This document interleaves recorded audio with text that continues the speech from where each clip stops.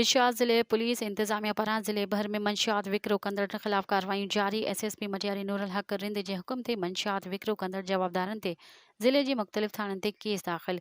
मंशियात विकिरो ऐं सप्लाई कंदड़ गिरफ़्तार 6 जवाबदारनि ते भाणोट हाला पुराणा CIA मटियारी भट्टू भट्ट शाह थाणनि ते मंशियात एक्ट तहत केस दाख़िल कंदे खेनि चालान कयो वियो। इन सिलसिले में CIA पुलिस मटियारी जे 2 मुख़्तलिफ़ हंधनि तां पकड़ियल 2 जवाबदारनि हर हिकु फरहान अली सुमरो खां 100 ज़ेड 2100 सोपारी ऐं 125 मोटरसाइकिल ऐं जवाबदार अब्दुल गफ़ार माछी खां 20 लीटर कच्चो शराब हथ कंदे मथनि अलॻि अलॻि केस दाख़िल करे छॾिया आहिनि। उॾेरोलाल पुलिस अरशद अली सांद खे गिरफ़्तार कंदे वटांसि 150 ग्राम चर्स बरामद कंदे खेसि चालान करे छॾियो। भाणोट पुलिस आसिफ उर्फ गडुदायो खे गिरफ़्तार कंदे वटांसि 80 ज़ेड 21 सोपारी हथ कंदे मथसि केस दाख़िल कंदे लॉकअप करे छॾियो।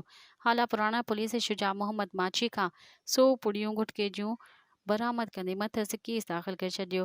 पटो पुलिस मुख़्तियार अली ॾिथो खां 105 पुड़ियूं गुटके जूं बरामद कंदे लॉकअप करे छॾियो।